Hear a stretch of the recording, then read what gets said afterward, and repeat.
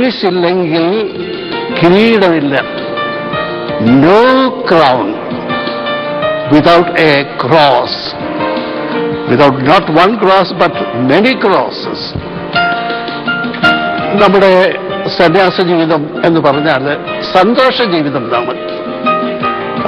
ഞാൻ കാൻഡീനിൽ നിന്ന് വന്നപ്പോൾ ഒരച്ഛൻ എന്നോട് ചോദിച്ചു, ആശ്രമ ജീവിതം എങ്ങനെയാണെന്ന്. ഞാൻ പറഞ്ഞു, ഭൗമിക പർദീസയാണ് ആശ്രമ ജീവിതം. നമുക്കെല്ലാം വളരെ സന്തോഷമുള്ള സമാധാനമുള്ള ജീവിതമാണ് ആശ്രമത്തിൽ. എന്നാൽ എല്ലാവർക്കും ഉണ്ട് കുരിശ് വഹിക്കാനായിട്ട്, ധാരാളം കുരിശുകൾ. എനിക്ക് ശാരീരികമായ വിഷമമാണുള്ളത്, അസുഖക്കേടുകൊണ്ട്.